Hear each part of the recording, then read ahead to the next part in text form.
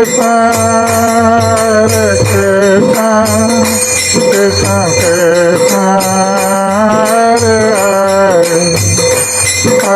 Rama,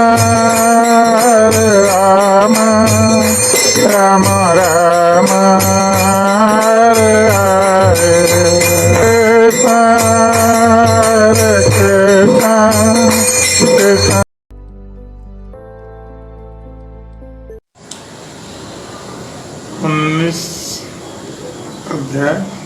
19वां अध्याय श्लोक number 144।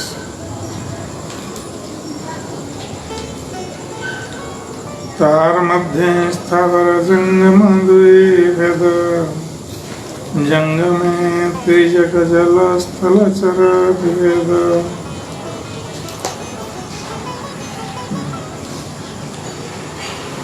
तो श्री चैतन्य महाप्रभु स्वरूप गोस्वामी को शिक्षा देते समय जीवों के संबंध में बता रहे हैं कि कैसे जीव भगवान के नित्य अंश हैं और इस भौतिक शरीर धारण करके संसार में आते हैं। तो इन जीवों में दो प्रकार के भेद माने गए हैं, स्थावर और जंगम।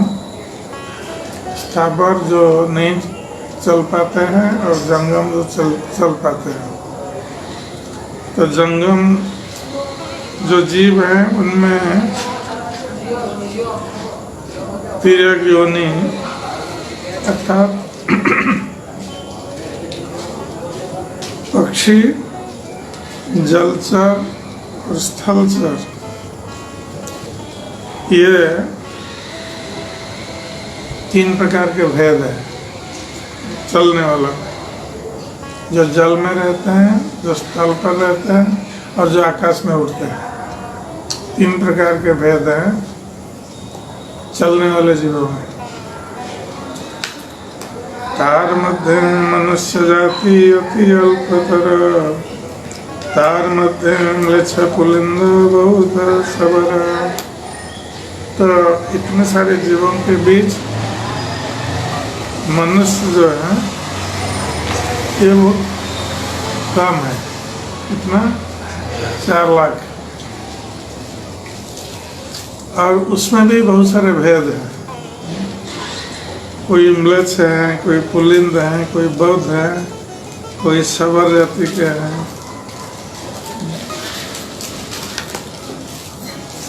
वेदनिष्ठ मध्य अर्धेक वेद मुखे माने, वेद निषिद्ध पाप करे धर्म नहीं गणे। और जो लोग वेद निष्ठ हैं मनुष्य जाति में, अर्थात वेद को मानते हैं, तो उनमें कुछ लोग हैं जो वेदों को केवल मुख में ही मानते हैं, किंतु वेद निषिद्ध पाप कार्य करते हैं। वेद को मानते हैं किंतु वेद में जो निषिद्ध पाप कर्म बताया गया है वही पाप कर्म करते हैं। और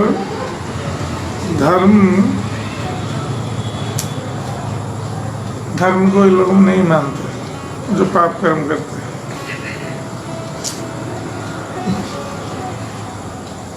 धर्माचारी मध्य बहुत कर्मनिष्ठ, कोटि कर्मनिष्ठ मध्य एक ज्ञानी श्रेष्ठ। तो कुछ लोग धर्म को तो मानते नहीं है, यद्यपि मुख में केवल वेदों को मानते हैं और वेद निषिद्ध पाप कर्म करते हैं, और कुछ लोग वेद को मानते हैं और धर्म का आचरण करते हैं। तो धर्म के आचरण करने वालों में अनेक कर्मनिष्ठ हैं, अर्थात वो कर्म में प्रवृत्त होते हैं और कर्म का फल स्वयं भोग करना चाहते हैं। कोटि कर्मनिष्ठ मध्य एक ज्ञानी श्रेष्ठ। और इस प्रकार कोटि कर्मनिष्ठों के बीच यदि कोई ज्ञानी निकला तो उसको श्रेष्ठ माना गया है। अर्थात कोटि कर्मनिष्ठ धार्मिक लोगों के बीच एक ज्ञानी है जो ज्ञान में स्थित है।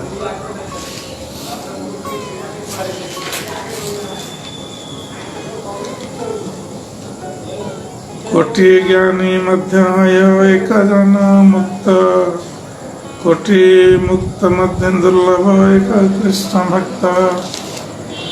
तो इस प्रकार कोटि ज्ञानियों में, कोटि कोटि ज्ञानियों में कोई एक व्यक्ति मुक्त हो सकता है। इसका अर्थ है कि सभी ज्ञानी मुक्त नहीं हो सकते, कोई एक आध मुक्त होता है।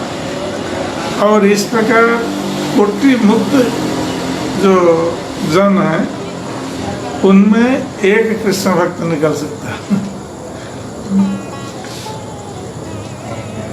क्योंकि ये अधिकतर ये लोग जो मुक्त जीव होते हैं ये ब्रह्म ज्योति में लीन होना चाहते हैं, इसलिए वो कृष्ण भक्त नहीं हो सकते और अपने को मुक्त मानते हैं, ब्रह्म में लीन होना चाहते हैं। तो उनमें से कोई एक कृष्ण भक्त निकल सकता है।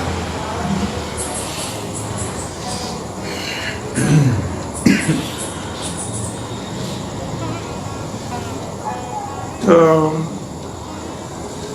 इस प्रकार भगवान कृष्ण भगवद गीता में कहते हैं, ब्रह्मभूत प्रसन्नात्मा न सोचति न कांक्षति सम सर्वेषु भूतेषु मां मद्भक्ति लभते परा। तो कोई भक्ति करने के लिए इस स्थिति को प्राप्त होना आवश्यक है, ब्रह्मभूत स्थिति। तो उस स्थिति में व्यक्ति सुख आने पर प्रसन्न नहीं होता है, दुख आने पर चिंतित नहीं होता है, दोनों में समभाव पोषण करता है। दुखे समुद्विग्नमना सुखेषु विगत स्फुरण वित्त राग भय क्रोध स्थित धीन निरुच्चर। तो इस प्रकार ब्रह्मभूत प्रसन्नात्मा न सोचती न कांक्षति। तो ये जो ब्रह्म में स्थित हैं हर समय वो प्रसन्न रहता है, तो वो कोई सोचना नहीं करता है, दुख प्रकट नहीं करता है या कोई कामना भी नहीं करता है। समान सर्वेषु भूतेषु, सारे जीवों के प्रति समभाव पोषण करता है, तब जाकर वो भक्ति प्राप्त हो सकता है। इसका अर्थ है कि भक्ति प्राप्त करने के लिए ये सर्वनिम्न आवश्यकता है, इस स्थिति को प्राप्त हो, उसके बाद जाकर हम भक्ति करेंगे।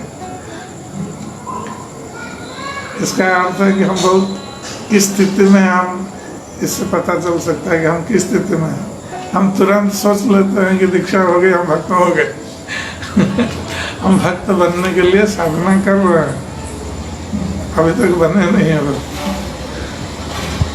क्योंकि भक्त की स्थिति उच्च स्थिति है।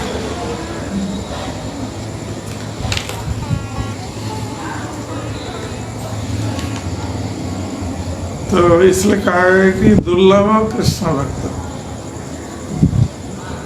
तो ये जो ब्रह्मज्ञानी है उनमें कोई एक कृष्ण भक्त निकल सकता है, स्थिति को प्राप्त हो सकता है। कृष्ण भक्त निष्काम अतएव संत, भुक्ति मुक्ति सिद्धि कामी सकले असंत।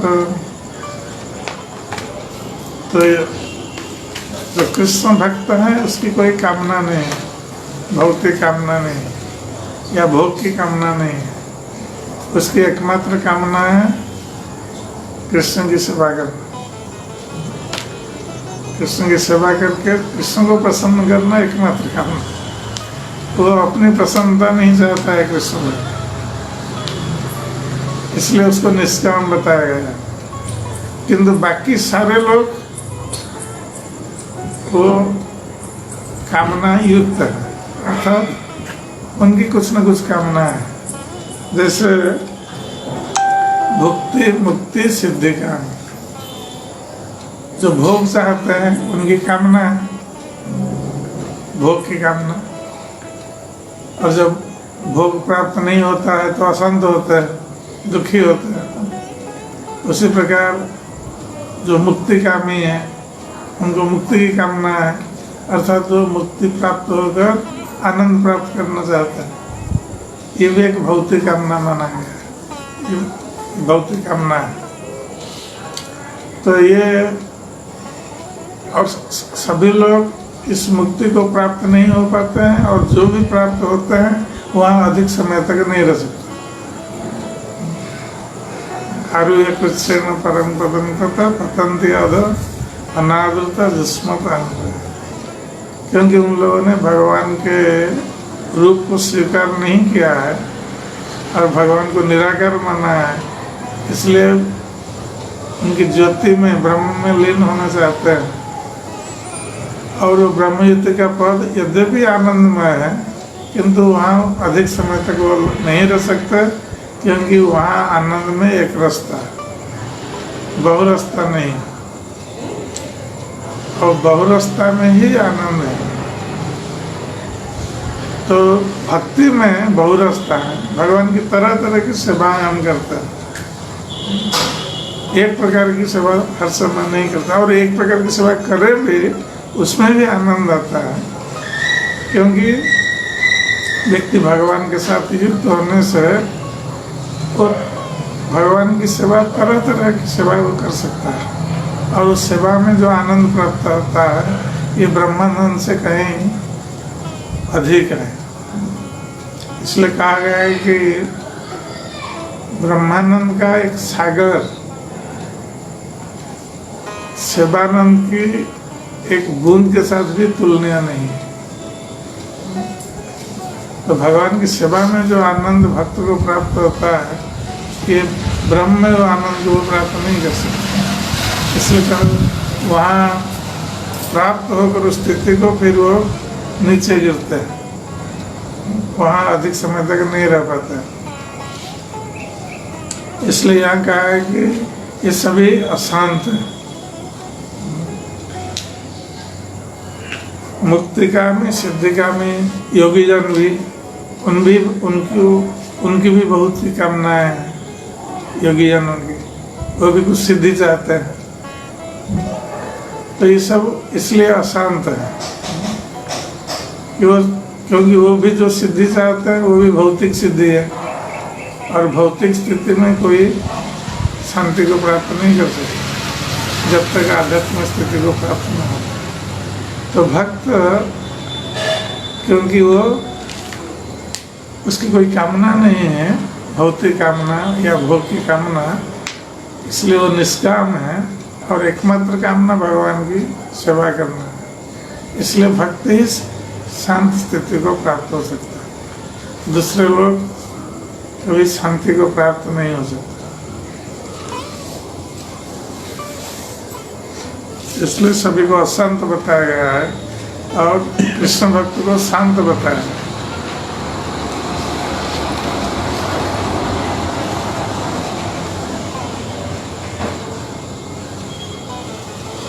मुक्तानंगपि सिद्धानंद नारायण परायण सुदुर्लभ प्रसन्नात्मा कोटि सोऽपि महामुने।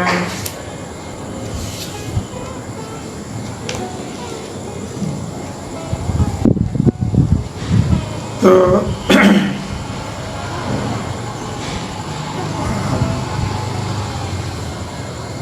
कोटि कोटि मुक्त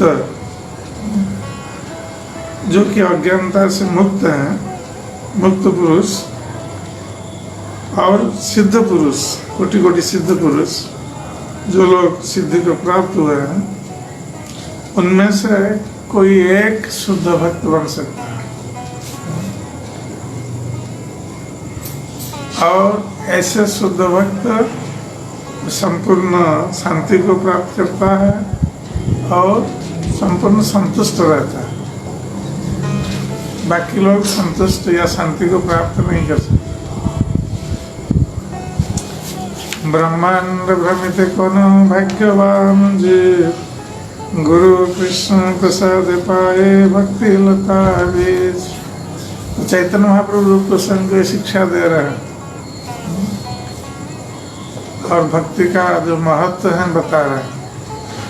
तो कहते हैं ब्रह्मांड भ्रमित कौन भाग्यवान जीव। तो ये जीव सारे ब्रह्मांड में वो भ्रमण करता रहता है।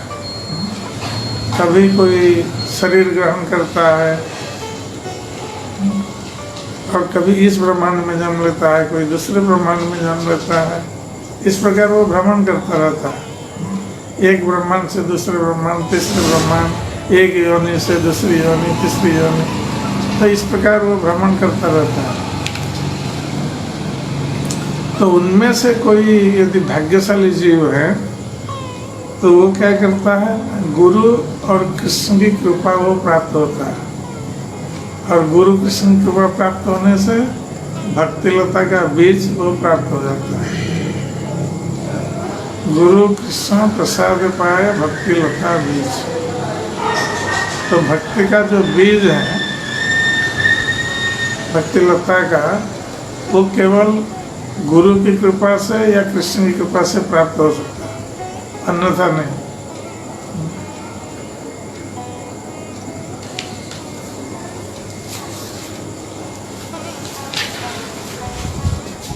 और वो केवल भाग्यवान जीवों को प्राप्त हो सकता है, सभी को नहीं। जो भाग्यशाली नहीं है वो गुरु या कृष्ण की कृपा को प्राप्त नहीं हो सकता।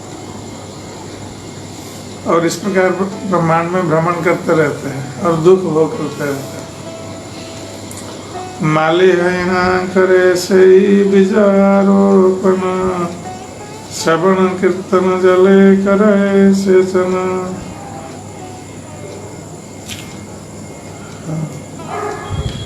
तो जिस प्रकार हम खेत में बीज बोते हैं तो जो कृषक है वो जाता है खेत में, बीज बो के आ जाता है और ऐसे वो छोड़ नहीं देता है। वो देखता है कि वो बीज जो पड़ा है उसको पानी मिला या नहीं, उसकी देखभाल करता है, तब जाकर कोई पौधा निकलता है इससे। तो उसी प्रकार यदि सारे ब्रह्मांड भ्रमण करने के उपरांत कोई अपने सौभाग्यवश गुरु या कृष्ण की कृपा को प्राप्त होता है तो वो भक्तिलता बीज को प्राप्त होता है। और भक्तिलता बीज को प्राप्त होने पर उसको फिर माली जैसा बनना पड़ता है, क्योंकि बीज उगेगा तो उससे पौधा निकलेगा और पौधा निकलने से उसका यत्न लेना पड़ेगा। जैसे हम लोग पौधों को रोज पानी देते हैं, कहीं दूसरा कुछ निकल आया है उसको निकाल देते हैं। और जैसे कोई दूसरे पशु पक्षी नहीं खाए उसकी भी देखभाल करते हैं। तो उसी प्रकार भक्तिलता बीज को भी देखभाल करने की आवश्यकता है। तो कहते हैं माली है ना करे सही बीज आरोपण, श्रवण कीर्तन जले करे सेचन। तो जो व्यक्ति या जीव इस भक्तिलता बीज को प्राप्त होता है उसको माली बनना पड़ता है भक्तिलता बीज के संरक्षण के लिए। तो पहले वो क्या करता है, वो भक्तिलता बीज प्राप्त हुआ उसको बोया, तो उससे पौधा कैसे निकलेगा, उसमें जल देना आवश्यक है। तो भक्तिलता बीज से पौधा निकालने के लिए या भक्तिलता की सृष्टि करने के लिए उसमें जल देने की आवश्यकता है। तो भक्तिलता बीज का जल क्या है ना, श्रवण और कीर्तन, यही उसके लिए जल सदृश है। तो यदि हम भगवान की कथा का श्रवण नित्य प्रति करेंगे और कीर्तन करेंगे, भगवान का नाम कीर्तन और गुण कीर्तन, लीला कीर्तन, ये नित्य प्रति होना चाहिए। और ये जितना अधिक होगा अति शीघ्र वो भक्तिलता बीज से पौधा निकलेगा। नहीं तो श्रवण कीर्तन नहीं होगा, बीज बो दिया और पानी नहीं दिया तो क्या होगा, बीज ऐसे सूख जाएगा या पड़ा रहेगा, कुछ नहीं होगा। तो उससे पौधा निकलेगा नहीं। इसलिए जो भक्त बनना चाहता है या भक्ति करना चाहता है, उसके लिए आवश्यक है कि उसको माली बनना पड़ेगा। और प्रतिदिन जिस प्रकार पौधे में हम पानी देते हैं, उसी प्रकार इस भक्तिलता बीज में पानी देना आवश्यक है। और वो पानी श्रवण कीर्तन रूपी जल है। भगवान की कथा का श्रवण और भगवान का नाम कीर्तन, गुण कीर्तन, लीला कीर्तन, ये प्रतिदिन होना चाहिए। तो इस प्रकार भक्तिलता बीज का हम सेचन कर सकते हैं, सिंचन कर सकते हैं। उपजिया बढ़े लता ब्रह्मांड भेदी जाए, विराजा ब्रह्मलोक भेदी परब्रह्म पाए। तो यदि हम निष्ठा पूर्वक इस प्रकार भगवान के कथा का श्रवण करते रहेंगे ध्यान पूर्वक, और भगवान का नाम कीर्तन करते रहेंगे, भगवान के गुण लीला कीर्तन आदि करते रहेंगे, तो उस भक्तिलता बीज से पौधा निकलेगा। और धीरे धीरे वो पौधा बढ़ता हुआ वो बिरजा नदी को पार कर जाएगा। बिरजा नदी है भौतिक जगत और आध्यात्मिक जगत के बीच में जो नदी है, उसको बिरजा नदी कहा जाता है। और उसका दूसरा नाम कारण सागर भी है। तो ये बिरजा नदी भौतिक जगत और आध्यात्मिक के बीच में, तो आध्यात्मिक जगत में जाने के लिए बिरजा नदी को पार करना पड़ता है, तब जाकर कोई भगवान के धाम में जा सकता है।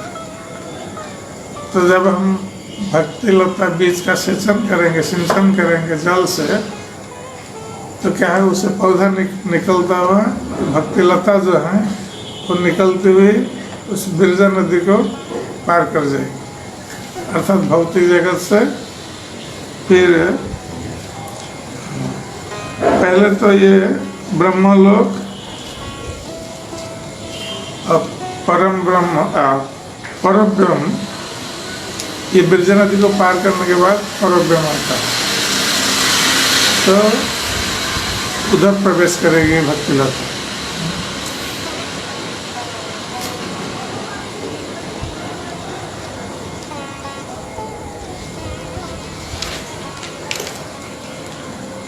तबे जाए तदुपरि गोलोक वृंदावन, कृष्ण चरण कल्प वृक्षे करे आरोहण। तो इस प्रकार भक्तिलता की वृद्धि होते हुए ये पहले तो इस ब्रह्मांड के सर्वोच्च लोक ब्रह्मलोक, उसको पार करके बिरजा नदी, उसके बाद परम में भगवान का धाम, उसमें पहुंच जाएगी ये भक्तिलता। और परम में पहुंचकर कहाँ तक जाएगी? भगवान कृष्ण के चरण रूपी जो कल्प वृक्ष है, तो उस कल्प वृक्ष तक ये जाएगी भक्तिलता। क्योंकि लता ये बढ़ती हुई किसी वृक्ष का आश्रय लेती है, क्योंकि लता अकेले नहीं टिक सकती, केवल वृक्ष के माध्यम से ही लता टिक सकती है। जैसे कहा गया है कि बिना आश्रय नवर्तन्ते कविता बनिता लता, तो लता के लिए आश्रय चाहिए। तो भगवान कृष्ण के जो चरण कमल हैं, ये कल्प वृक्ष है। तो ये भक्तिलता जाकर उस भगवान के चरण कमल रूपी कल्प वृक्ष में वो चढ़ जाती है, उसका आश्रय ग्रहण करती है, भगवान के चरण कमल। और वो कहाँ पर है? गोलोक वृंदावन।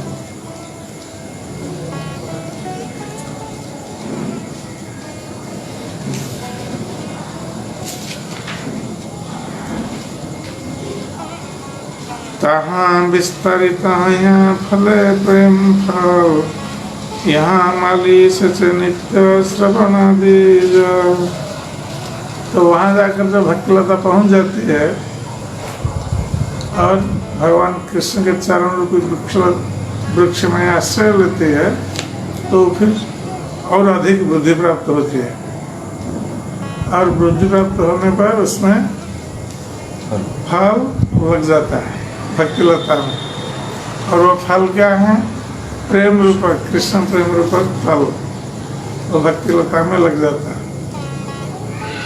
और यहाँ जो भक्त हैं वो माली है, तो ये फिर भी वो भक्तिलता का सेचन करता रहता है।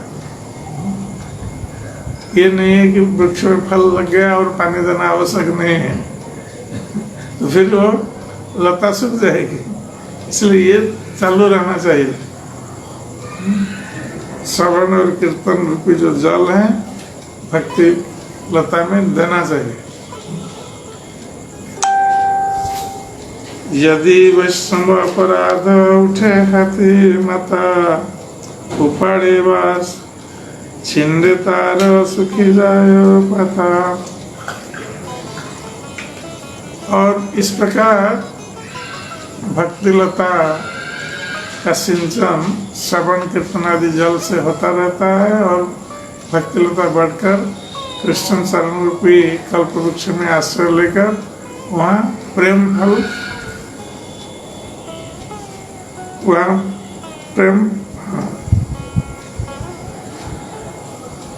प्रेम फल फलता है, अर्थात प्रेम फल प्रकट होता है। किंतु इसमें एक बाधा है, और वो बाधा क्या है कि जिस प्रकार बहुत सुंदर बगीचा है, बगीचा में बहुत सारे पेड़ पौधे हैं, फल फूल हैं, कोई हाथी, मतवाला हाथी आ गया और बगीचा में प्रवेश कर गया, तो क्या करेगा? जितने भी पेड़ पौधे हैं सब नष्ट भ्रष्ट कर देगा। मतवाला हाथी जो है मत्तस्त, बगीचा नष्ट हो जाएगा पूरा का पूरा। तो उसी प्रकार ये जो भक्तिलता वर्धित होकर भगवान कृष्ण के चरण कमल रूपी वृक्ष का आश्रय लेती है और उसमें प्रेम फल प्रकट होता है, ये नष्ट होने का डर भी है। और कैसे नष्ट हो सकता है? यदि कोई मतवाला हाथी आए उसको नष्ट करने के लिए, मत्तहस्त। और ये मतवाला हाथी क्या है भक्ति मार्ग में? ये वैष्णव अपराध। यदि कोई भक्त भक्तिलता बीज का सेचन करते हुए भक्तिलता को प्रकट करता है, प्रेम फल तक प्रकट कर देता है, किंतु यदि वो वैष्णव अपराध करता है तो ये वैष्णव अपराध मत्तहस्ती के समान है, जिसके कारण मत्तहस्ती जैसे आकर वृक्ष को उखाड़ लेता है या उसकी डाली को तोड़ देता है। तो उसी प्रकार वैष्णव अपराध जो है ये हो सकता है कि भक्तिलता को पूरा का पूरा उखाड़ हो अथवा उसको तोड़ दे, ऐसा हो सकता है। तो जिससे क्या होगा? अगर वृक्ष को कोई वृक्ष या लता को कोई उखाड़ दे या उसकी डालियों को तोड़ दे तो वृक्ष के पत्ता सूख जाएंगे और धीरे धीरे वृक्ष नष्ट हो जाएगा।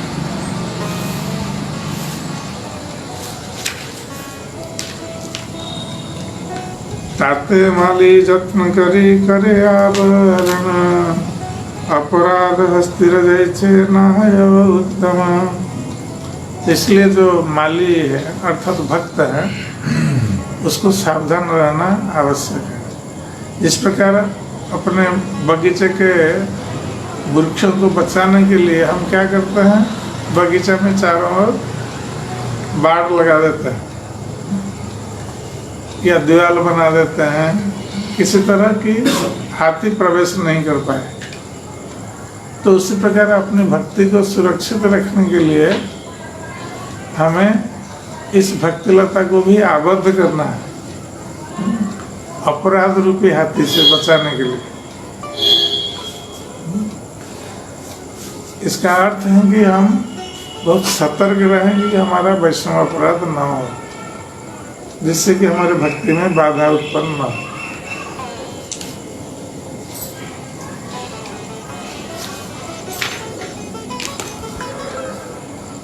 किंतु यदि लतार अंगे उठे उपसखा, भुक्ति मुक्ति वंशजत संख्यतार लेखा। तो एक तो है कि भक्त इस भक्तिलता को बचाने के लिए अपराध से, वैष्णव अपराध से दूर रहे, जिससे कि भक्तिलता बच सकती है। उसके साथ साथ भक्तिलता जब उगती है, उसके साथ साथ कुछ और भी छोटे छोटे वृक्ष उगते हैं उसके आसपास। तो जब हम पानी देते हैं उसमें, तो वो वृक्ष जितना पानी लेता है, बाकी जो छोटे छोटे वृक्ष चारों तरफ उसके हो गए हैं, वो भी सब ले लेते हैं पानी। तो उसी प्रकार इसको उपशाखा बताया गया। तो इसलिए भक्ति मार्ग में उपशाखाएं क्या है कि भुक्ति, मुक्ति, वांछा। इस प्रकार भुक्ति, मुक्ति, सिद्धि, तरह तरह की कामनाएं, भोग की कामना, सिद्धि की कामना, मुक्ति की कामना, ये सब उपशाखा है भक्तिलता की, जिसमें ये भक्तिलता बढ़ नहीं पाती है अच्छी तरह। यदि इस प्रकार की कामना, जिस प्रकार वृक्ष के साथ साथ छोटे छोटे दूसरे वृक्ष भी उगते हैं, तो वो वृक्ष बढ़ नहीं पाता जब तक हम उसको न निकालें। उसी प्रकार हमारे मन में जो भोग की कामना है, मुक्ति की कामना है, सिद्धि की कामना है, और इस प्रकार अनेक कामना है, जब तक ये कामना है तो भक्तिलता वृद्धि नहीं हो पाएगी। स्वच्छंद पूर्वक भक्तिलता में वृद्धि नहीं होगी, क्योंकि ये सब कामनाएं भक्तिलता की वृद्धि में बाधा डालेगी। इसलिए इन कामनाओं को उखाड़ के फेंकना है। जो भौतिक कामनाएं हैं, इसको उखाड़ करके फेंकना है, तब जाकर भक्तिलता की वृद्धि हो सकती है।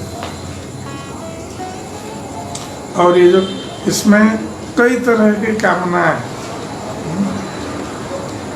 कामनाएं, वासनाएं, आचार व्यवहार, ये सब भक्तिलता में बाधक उपसक है।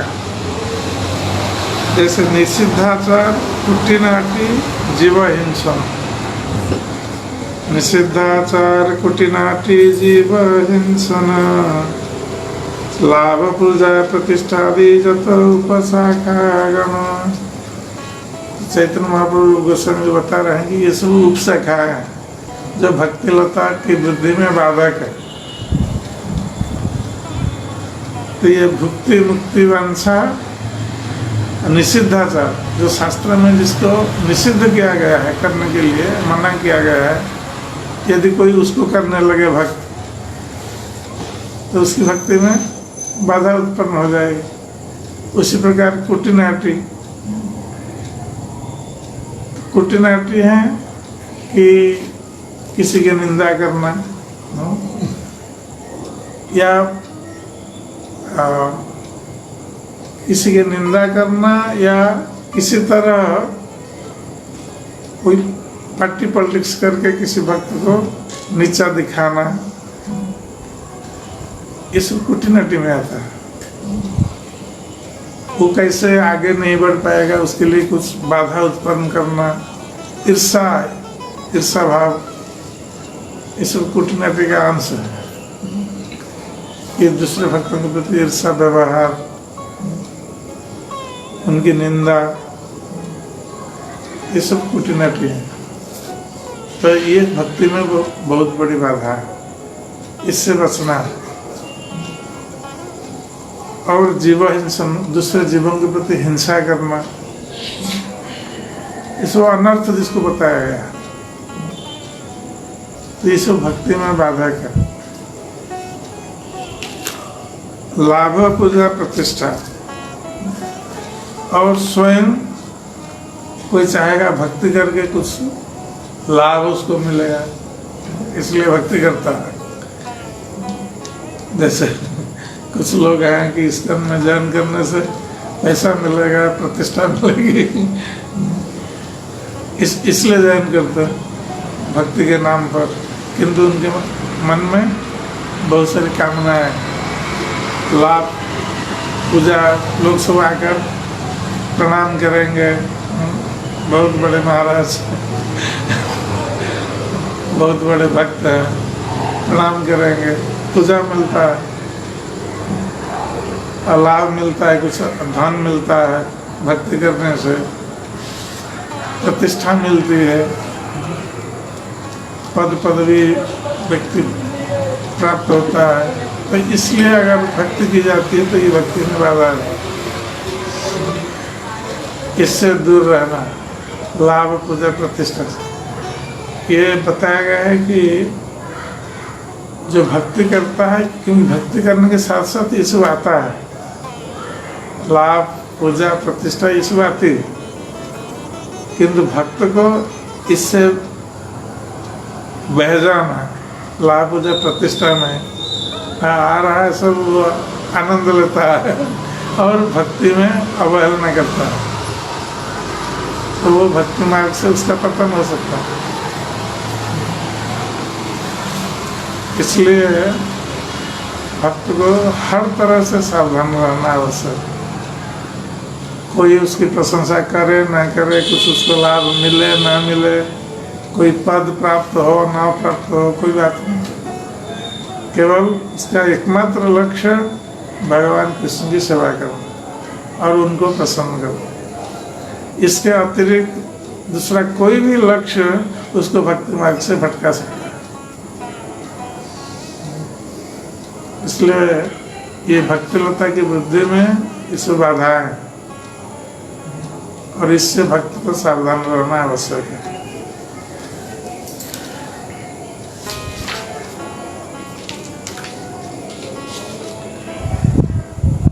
जल पाय उपासखा बड़ी बड़ी जाए, स्तब्ध है मूल शाखा बड़ी थे न पाए। तो ये जो उपशाखाएं हैं, तो ये जल प्राप्त होकर ये सब बढ़ जाता है, मूल जो भक्ति लता है ये बुद्धि इसकी नहीं हो पाती। ये मूल भक्ति लता की वृद्धि रुक जाती है, बाकी दूसरी उपशाखाएं या दूसरे वृक्ष जो हैं ये बढ़ जाता है। तो इसलिए प्रथम ही उपशाखार करे छेदन, तबे मूल शाखा बाड़ी जय वृंदावन। तो इसलिए जो भक्त हैं वो यदि सावधान है तो पहले ही जो उपशाखा है उसका छेदन करता है, उसको काटता है पहले।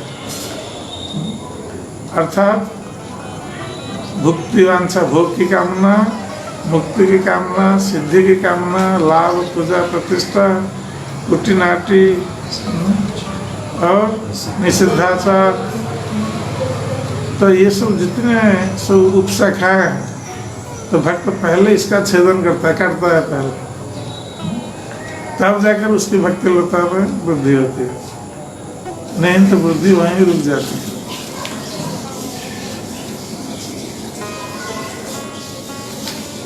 और वो भक्ति लता तब जाकर उसमें वृद्धि होकर वो वृंदावन में पहुंचती है, नहीं तो वृंदावन में नहीं पहुंच पाएगी। प्रेम फल पाकी पड़े मालिया स्वाद, लतावलंबिमाली कल्पवृक्ष पर। तो ये जो भक्ति लता में जो प्रेम फल होता है, हाँ, गोलक वृंदावन में, तो वो प्रेम फल के माली जो भक्त हैं वो आस्वादन करता है। इतना सब यत्न लेने पर भक्ति लता का, तब जाकर प्रेम फल का आस्वादन करेगा, नहीं तो नहीं कर पाएगा। कभी कभी भक्ति लोग सोचते हैं ना, हम इतने सालों से जप कर रहे हैं, इतने सालों से भक्ति कर रहे हैं, कोई हमारा कुछ नहीं हो रहा है, आगे नहीं बढ़ रहा, क्योंकि हम लोगों ने उपशाखाओं का छेदन नहीं किया है, उपशाखाओं को भक्ति के साथ बढ़ने दिया है, इसलिए प्रेम फल नहीं आ रहा है। तो इस करने सावधान पूर्वक इस प्रकार यत्न करने पर व्यक्ति उस कृष्ण प्रेम को प्राप्त हो सकता है। और इस लता के, भक्ति लता के सहारे भक्त उस कल्प वृक्ष का अवलंबन प्राप्त हो सकता है, अर्थात भगवान कृष्ण के चरण को प्राप्त हो सकता है।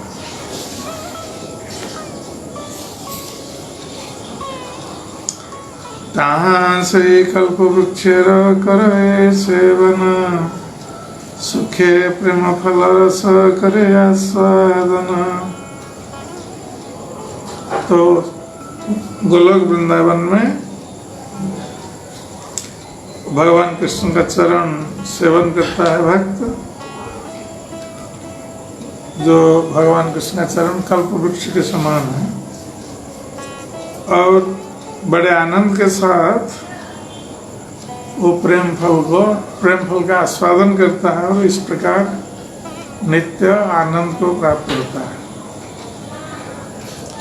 एक परम फल परम पुरुषार्थ, जार आगे तृणतुल्य चरी पुरुषार्थ। तो इस प्रकार ये जो भक्ति का जो मुख्य फल है प्रेम, कृष्ण प्रेम, तो यही परम पुरुषार्थ है। अर्थात यदि व्यक्ति इस प्रेम फल को प्राप्त हो गया जीवन में, तो श्रेष्ठ पुरुषार्थ को प्राप्त हो गया, उसका मनुष्य जन्म सफल हो गया। क्योंकि भौतिक संसार में साधारण रूप से ये चार पुरुषार्थों के बारे में बताया गया है: धर्म, अर्थ, काम और मोक्ष। ये चार पुरुषार्थ है। तो हर व्यक्ति इसी के लिए प्रयत्न करता है कि धर्म का अनुष्ठान करता है जिससे कि अर्थ की प्राप्ति हो, और अर्थ प्राप्त होने पर कामना की पूर्ति करता है काम, उसके बाद फिर मोक्ष के बारे में सोचता है। अवश्य आजकल केवल दो ही पुरुषार्थ रह गया, अर्थ और काम। तो ये जो चार पुरुषार्थ हैं, तो व्यक्ति चतुर्थ पुरुषार्थ को प्राप्त होता है जो मुक्ति है, और उसको श्रेष्ठ माना गया है। किंतु वस्तुतः मुक्ति भी अंतिम लक्ष्य नहीं है, क्योंकि ये जो मुक्ति की बात या मोक्ष की बात कही गई है, ये ब्रह्मलीन की अवस्था है, ये भी परम आनंद की अवस्था नहीं है। किंतु पंचम पुरुषार्थ या परम पुरुषार्थ जो कृष्ण प्रेम है, यही वस्तुतः श्रेष्ठ पुरुषार्थ है, और ये परम आनंद, नित्य आनंद को प्रदान करने में समर्थ है।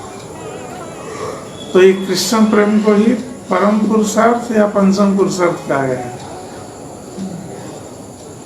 और यही भक्त के जीवन का लक्ष्य है, उस पंचम पुरुषार्थ या परम पुरुषार्थ कृष्ण प्रेम को प्राप्त करना।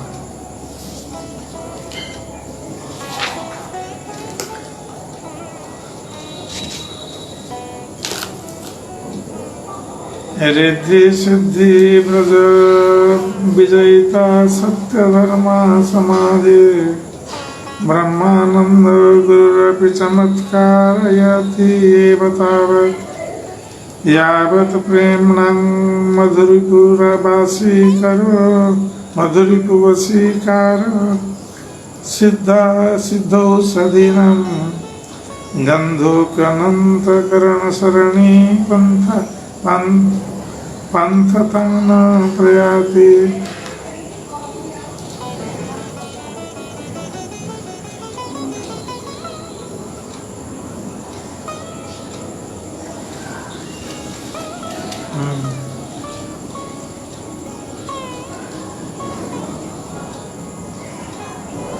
तो जब तक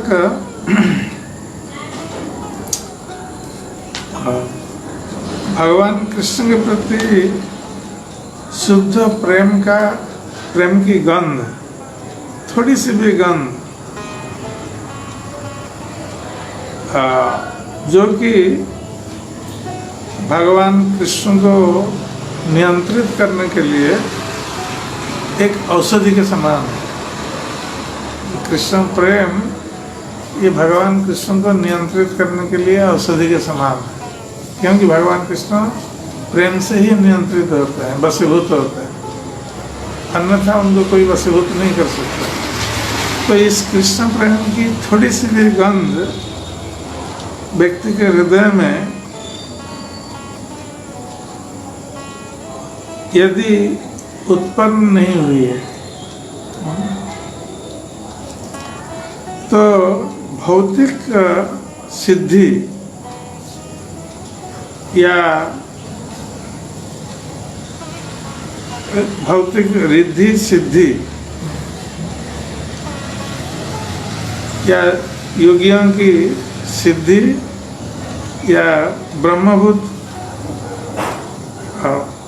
ब्रह्मानंद की प्राप्ति, ये सब जो भौतिक सिद्धियां हैं, ये सब साधारण लोगों के लिए ये बहुत आकर्षक लगती है। ये उन्हीं लोगों को आकर्षक लगती है, ये सब भौतिक रिद्धि सिद्धि आदि, मुक्ति आदि, क्योंकि उनके हृदय में भगवान कृष्ण के प्रति कृष्ण प्रेम की थोड़ी सी भी गंध उत्पन्न नहीं हुई। जब एक बार कृष्ण प्रेम की थोड़ी सी भी गंध जो कृष्ण को वशीभूत करने में समर्थ है व्यक्ति के हृदय में उत्पन्न हो जाती है, तो ये सब रिद्धि सिद्धि, ये सब मुक्ति का आनंद, ये सब तुच्छ प्रतीत है। ये कहने का अर्थ, जब तक प्रेम की गंध उत्पन्न नहीं हुई तो ये सब बहुत बड़ा लगेगा, बहुत अच्छी बात है, आकर्षक है। किंतु प्रेम की गंध उत्पन्न हो गई तो ये सब तुच्छ लगने लगे।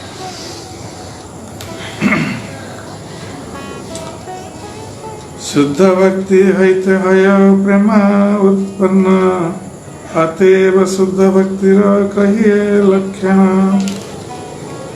तो चैतन्य महाप्रभु कह रहे हैं श्लोक गोस्वामी से कि जब तक व्यक्ति शुद्ध भक्ति का आचरण नहीं करता है तब तक ये प्रेम उत्पन्न नहीं हो सकता। तो इस प्रेम को, कृष्ण प्रेम को प्राप्त होने के लिए शुद्ध भक्ति का आचरण करना आवश्यक है।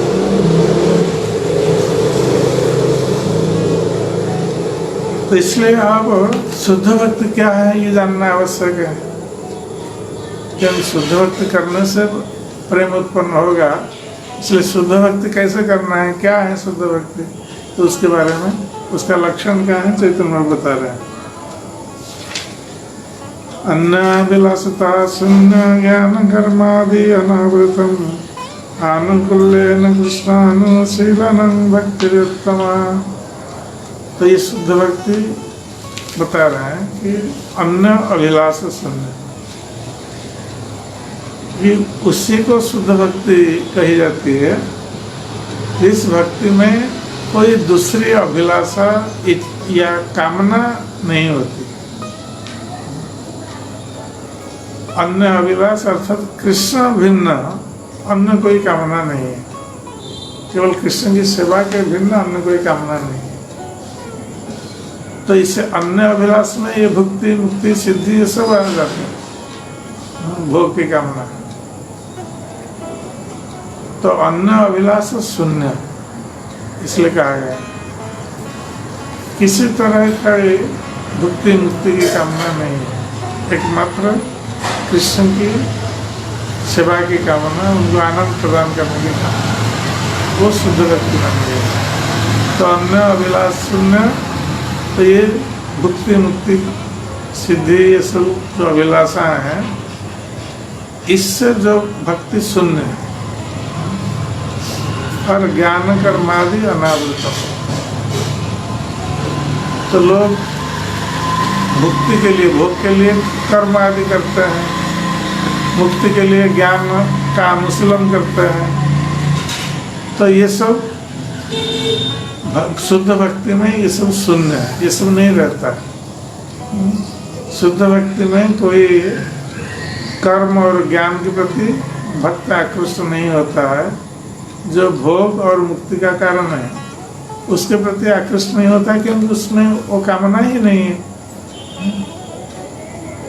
भक्त नहीं चाहता है मुक्ति, भक्त नहीं चाहता है भक्ति भोग, भक्त शुद्ध सिद्धि नहीं चाहता है, इसलिए उसको ज्ञान कर्म करने की आवश्यकता नहीं, ज्ञान का अनुसरण करने की आवश्यकता नहीं है, या किसी भौतिक कर्म करने की आवश्यकता नहीं है जिससे कि भोग प्राप्त। अनुकूल्य न कृष्णानुशीलन, केवल भक्त क्या करता है, अनुकूल भाव से कृष्ण का अनुशीलन करता है। कृष्ण का अनुशीलन करना अर्थात उनके आदेशों का पालन करना, उनकी सेवा करना, उनको संतुष्ट करने की या प्रसन्न करने की इच्छा से सेवा करना, ये सब अनुकूल भाव है। तो भगवान जैसे बताते हैं कि मन्मना भव मद भक्तो मद्याजी मां नमस्कुरु मामेव शिष्य सत्यंते प्रतिजानति में। ये भगवान कृष्ण का आदेश है, भक्त इसको पालन करता है। ये अनुशीलन है कि सदा सर्वदा मेरा चिंतन करो, मेरा भक्त बनो, मेरी पूजा करो, मुझे प्रणाम, प्रेम पूर्वक प्रणाम करो। मैं सत्य प्रतिज्ञा करता हूँ कि अंत में तुम ऐसा करने पर मुझको ही प्राप्त हो। सर्वधर्मान परित्यज्य मामेकं शरणं व्रज अहं तं सर्व पापेभ्यो मोक्षयिष्यामि मा शुचः। सारे धर्म का परित्याग करे, केवल मेरी शरण में आओ, मैं तुम्हें सारे पापों से मुक्त कर दूंगा, तुम चिंता मत करो। तो ये भगवान के कई प्रकार के उपदेश हैं भक्तों के लिए, तो उसको पालन करना अनुकूल भाव से, और भगवान को सदा सर्वदा प्रसन्न करने की कामना रखना सेवा के द्वारा। तो ये कृष्णानुशीलन, भगवान की पूजा करना, उनको प्रणाम करना, उनकी स्तुति करना, उनकी कथा का श्रवण करना, उनके नाम कीर्तन करना, अपने को उनका सेवक मानकर उनके चरणों में अपने को समर्पित करना, ये सब भक्ति के अंग बताए। तो अनुकूल है ना कृष्णानुशीलन में। तो इस प्रकार अनुकूल भाव से जब व्यक्ति कृष्ण की भक्ति आचरण करता है तो यही उत्तम भक्ति है। और ऐसा कंस भी कर रहा था। कंस सदा, भगवान कहते हैं सदा सर्वदा मेरा स्मरण करो, कंस तो सदा सर्वदा स्मरण करता था भगवान का, किंतु अनुकूल भाव से नहीं, प्रतिकूल भाव से, शत्रु मान करके। इसलिए कंस को हम भक्त नहीं कर सकते। यदि वो सदा सर्वदा स्मरण करता था, सोते समय, खाते समय, बैठते समय, उठते समय, चलते समय, हर समय कृष्ण का स्मरण, क्योंकि उसको भय था कृष्ण आकर उसको मारेंगे। तो इसलिए वो सदा सर्वदा स्मरण करता था कृष्ण के प्रतिकूल भाव से, इसलिए वो उसको भक्ति नहीं कहा गया।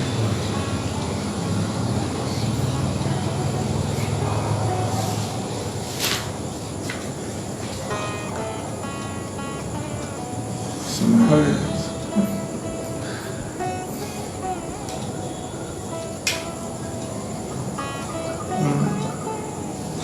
ठीक है, समय हो गया, कल फिर आगे बढ़ेंगे। हरे कृष्ण। जय श्री चैतन्य चरितामृत की जय, श्री चैतन्य महाप्रभु की जय, श्रील प्रभुपाद जी महाराज की जय, गौर भक्त वृंद की जय, निताई गौर प्रेमानंद गुरुदेव की जय।